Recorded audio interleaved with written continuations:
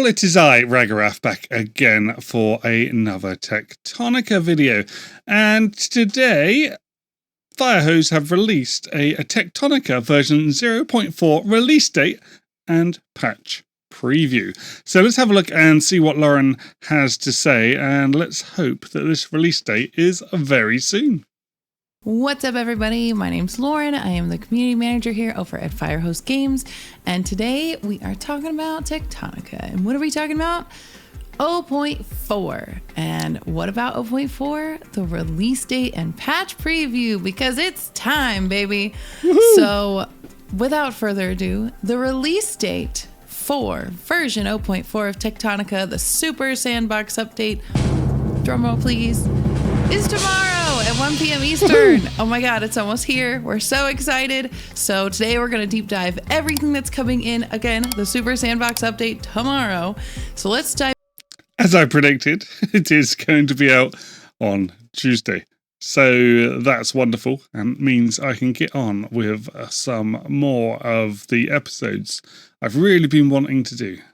In and talk about everything that's coming this update. We have a lot to go over. I am so excited. I cannot believe it's here already. The team has been working so hard to get this out.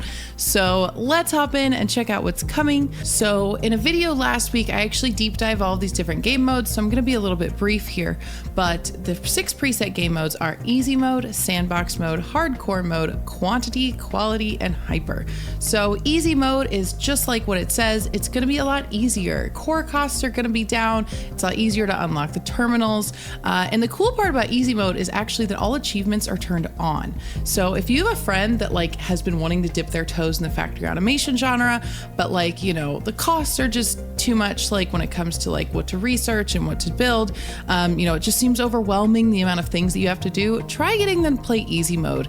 It's a lot faster of an experience, and it just has a lot less that you need to do, which makes it, again, just a lot easier and more fun, especially for someone that's new to this genre that isn't really used to building 1,000 of something. So easy mode is really great for that. Secondly, we have hardcore mode, which is the exact opposite. Hardcore mode is insanely difficult. It is so fun to play, but again, it is hardcore. It's like a Souls-like version of factory games. Costs are way up.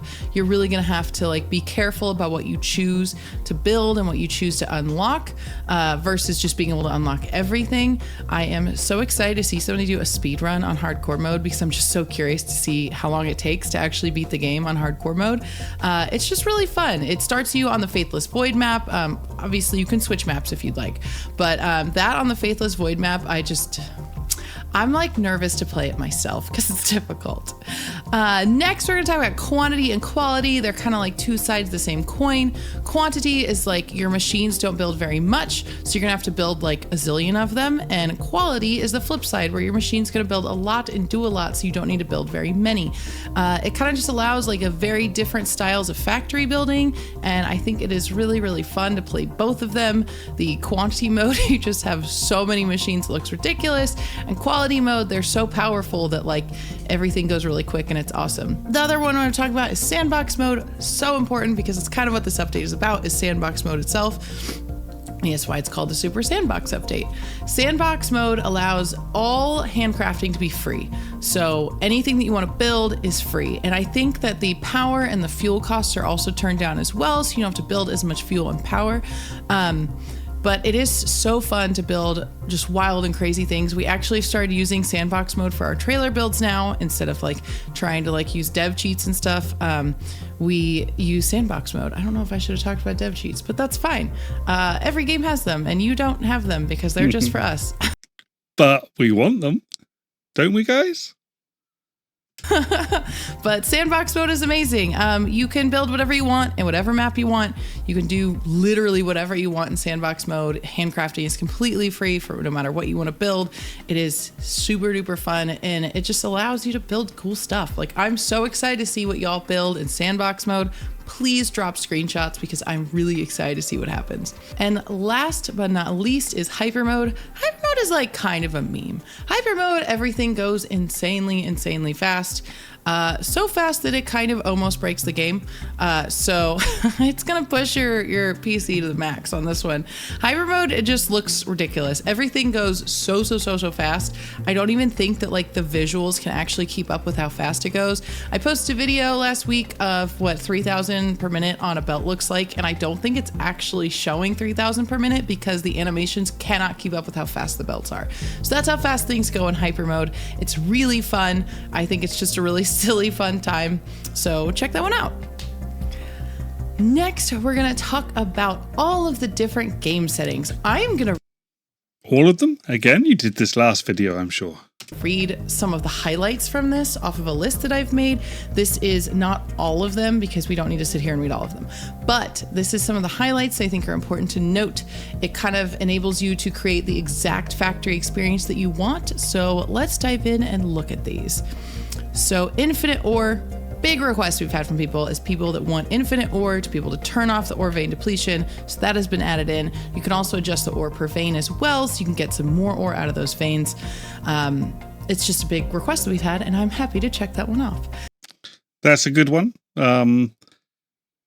Some of us just don't like moving our factories. Once we've set up, we want to constantly mine from that one place because that's where we've set up our miners, and we don't want to have to go through the hassle of moving them every single time an ore vein depletes.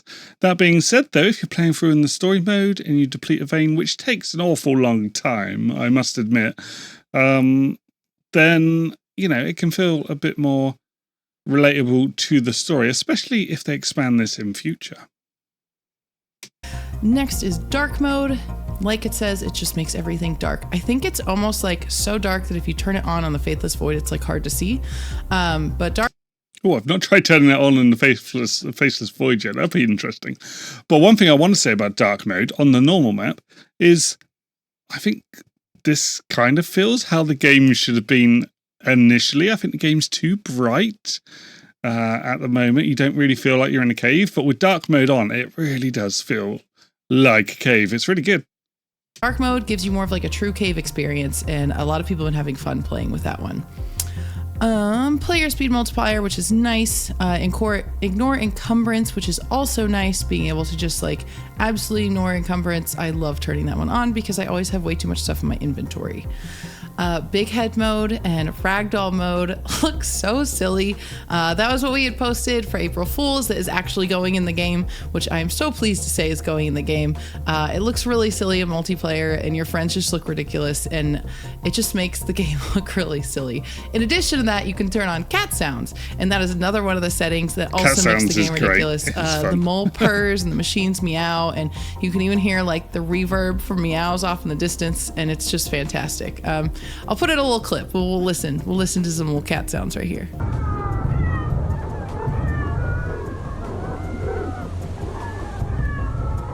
Next, some of the other settings that are cool. The hover pack and rail runner can be integrated, so you like start your map, you start your save with having them already in your inventory, which is really nice. You could change a lot of settings on different machines, such as the mole, mining drills, blast drills, smelters, assemblers, planters, threshers, crank generators, accumulators, water wheels. You can change the research cores. You can change research core cluster. With the machines, I just want to say that what she's talking about there is that you can change the speeds and the amounts that are produced, etc. All of that is very variable now. So if you go into custom mode, you can set it up however you want. If you want, you can change the power, the core Wow, I really got on a roll there. You can change the core composer power consumption. You can change your storage capacity on different things and increase storage capacity, which is really nice. You can change your conveyor belts and have more throughput. You can change your stack size, your inserter cycles per minute. Wow, the list is getting long. Some other ones I think are going to be interesting is that you can turn off all the quests. You can unlock all of the doors. You can turn off scan requirements if you just hate going to scan stuff, and it will just have everything in your tech tree available. You just need to unlock it with cores. You can also have the tech tree all access, which is nice. You don't have to upgrade at the terminals if you don't want to. You can reduce the crafting cost multiplier for things, reduce the core cost for things if you'd like. And then another one that's the very end of my list is permabuild. Permabuild is a pain. Permabuild basically means that if you set something down, you cannot delete it, you cannot move it. I believe you can rotate inserters and rotate machines, but other than that, if you've placed it, it's set, it's done. I highly suggest playing this one with your friends. It is so silly and so chaotic. We were building for the trailer because we were going to put permabuild in the trailer, and it was such chaos because like you're trying to like build things, and even just putting one conveyor belt in the wrong spot means like we had a spot where like we put a mining drill in the wrong spot, and you couldn't actually get any ore out of the mining drill because it was too close to the next one. It is absolute chaos and so much fun. So I highly suggest trying out permabuild. Permabuild, okay, this is what I want to see. I want to see someone do a speed run of permabuild hardcore mode on the Faithless Void. I just want to see how it goes. It's going to be absolute chaos. I don't even know if it's possible, but I would love to see it. So that's like a brief overview of all those settings. You can check them out in game. If you go to the pause menu when you are in game, you'll be able to see all the settings that you have selected for your map, which is really nice. One caveat is that once you have a game set and you are playing it, you cannot edit those settings later. So you're kind of stuck with whatever you chose. This was just done for like a timing thing. So make sure that you choose the right settings you want, play around with it before you like actually dive in and build your huge factory. I don't think you should be able to change the settings after you've started your build, because in my view, that's kind of cheating a bit. If you get halfway through and realize that you want to change something, I don't know. What do you think? Let me know down below if you think you should be able to change that afterwards. Yeah, I can see both sides. Okay, now let's talk about incineration. This has been hotly requested by everyone, is some sort of trash can, an incinerator, etc. And so what we went with is now you can stick things into the smelter or blast smelter and incinerate them into carbon powder. You can also incinerate carbon powder into less carbon powder, so you kind of have like a recursive loop. So the things that you can put in there in the smelter are... And I will be doing the numbers on these very soon. Are carbon powder, quicklime, and gravel. You can smelt all of those into carbon powder. And then in the blast smelter, you can smelt all base building pieces, machines, and tools. So anything that you've built pretty much can go into that blast smelter. The one caveat about this is it's a little finicky, so you will need to remove the carbon powder from one thing being smelted or incinerated before you can put in another item. It's just like one weird finicky thing, but it's not like that big of a deal, and it's very easy to work around. But this means you guys can incinerate all the stuff you don't want anymore. So Yay. If you have a smelter or a blast smelter, you can stick it in there and get rid of it. You're welcome. We put it in the game. Yay. We have added a new fuel to the game, BioBrick Diesel. It is like a high-powered gasoline. It looks so cool. I'm gonna show you what it looks like. It looks so cool.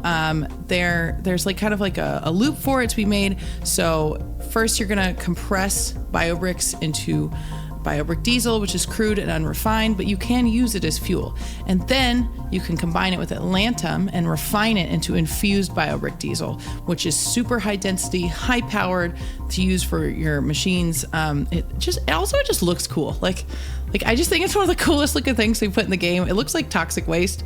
But yeah, we have new fuel and it works really well, and it's a new fun little loop for you to experiment with. And then one other big world change that we've put in is that when you are picking up Kindlevine or Shiverthorn in the world, you are no longer going to get seeds. This was done for like more of tutorialization and first time player experience. So we found that like this was a part where a lot of players would start to get stuck, is they weren't really understanding the planter thresher loop very well. And we found the best way to work around this is for them to actually pick up the Kindlevine and Shiverthorn themselves and not the seeds first. So you're going to start with threshers now. So threshers will actually be the first thing that you build. They've been rearranged in the tech tree, so you unlock them first. But first you're going to build threshers, thresh those to get the seeds, and then you'll start with planters and continue on as normal. Nothing else has changed. We have not changed the amounts in the world. We've not changed what you get in the world. It's just that the loop starts differently. So don't be alarmed if you see that happen. Nothing else has changed besides picking up the plant themselves versus the seeds. Everything else is the same. but it's a big change that has made it a lot easier for players for their first time playing. So vertical belts, the unlock has been moved one tier lower, and we've also added in 2 upgrades for the vertical belts. So they can go 50 belts high and 100 belts high, which is super high, so that should be plenty for you. But those have been added in. You can check them out in your tech tree and unlock them. Next, the water wheel recipe now requires Shiverthorn extract, but less time and less metal. So you are going to need to get Shiverthorn up and running before. That's a good change, because water wheels I thought took too long to get to before. When you just want to be automating your factory, you had to be cranking the generators. Although cranking the generators has also changed. It's no longer 5 minutes. We crank them every 30 minutes now.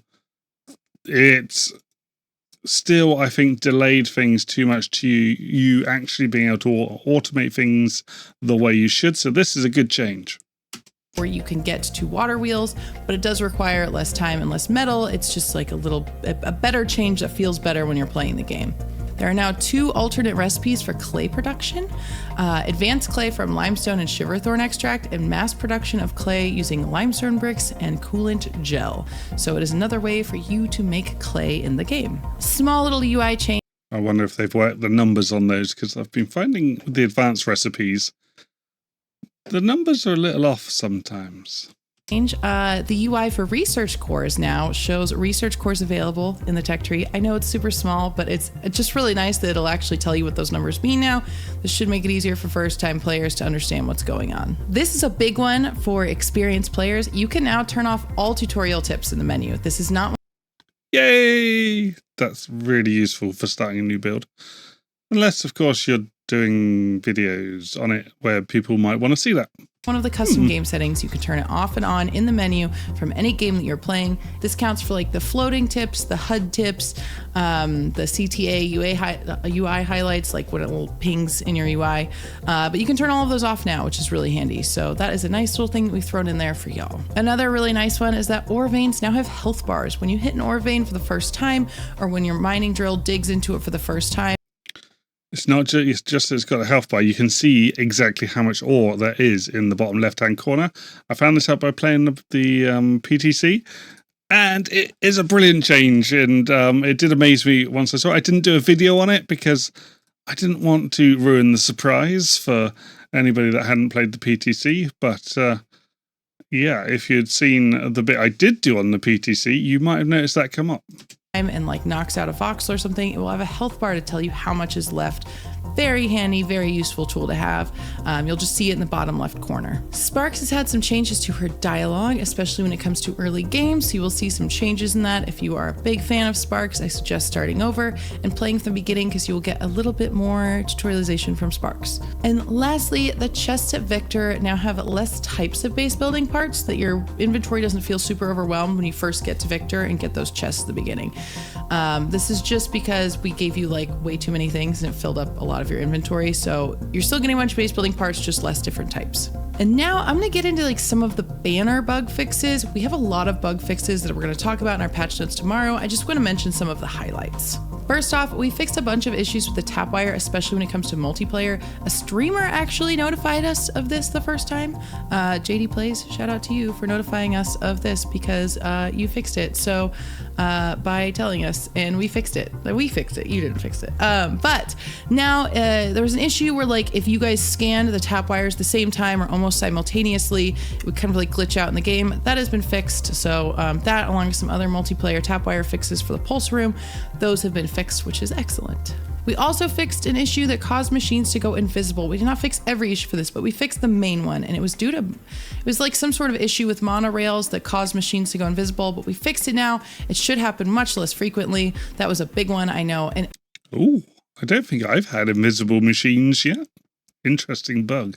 And luckily, if you have encountered this, the fix is super easy. All you have to do is load from an autosave after you're in game. It's super easy to fix. It was just really irritating.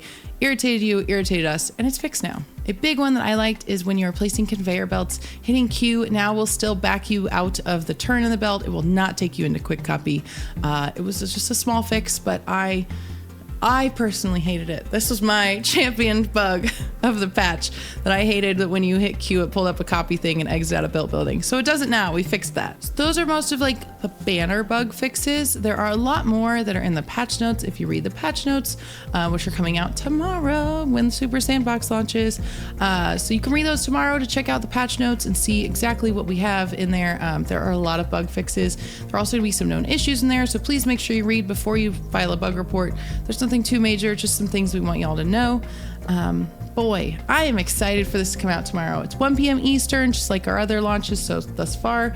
We're going to push the big button. I wish, since they have a worldwide audience, I wish they would give the time not just in Eastern, but I think a lot of people relate their time zone to the universal time. So 00 or GMT. So I wish they'd give the time in GMT as well. Perhaps that's just because I'm British, you know. I'm pumped. I really am pumped. This is going to be a good one for, like, you know, easy to get your friends in with easy mode if they don't like factory games. Sandbox mode allows so much creativity, and I know people have been asking for that for a really long time. And just all the custom settings really allow you to choose exactly what type of factory experience you want. Being able to really customize and tweak your game is just really nice. It's really nice. One thing they haven't given us yet that I really would like to see is a camera mode. So a free camera, you know, taking the pictures, doing fly-throughs, whatever. I would just like to see some sort of camera in-game. That would be nice. So with that, I will see y'all tomorrow. We have a dope trailer coming out tomorrow that we have put a lot of hard work into, and I hope you enjoy it. So yeah, thank you all for tuning in. Again, we are an indie dev. I always say this, we're an indie dev, and all of your support really means a lot to us. Please like, subscribe, all that good stuff, because all the help we can get really matters. And share Techtonica with your friends. Harass them into playing. I highly suggest it, because that's what I do. Anyway, we'll see you tomorrow with our trailer. Thanks and bye-bye. Okay, so yeah, what are you most looking forward to in tomorrow's patch? I can't wait to see this trailer that is coming out. And as Lauren has said, you're watching this with me to see what my reaction to certain things are. Make sure you also pop over to Firehose's channel and hit the like button over there so they get more notice. I will leave the link down below, and I look forward to seeing you in my next episode. Thanks for watching. Bye.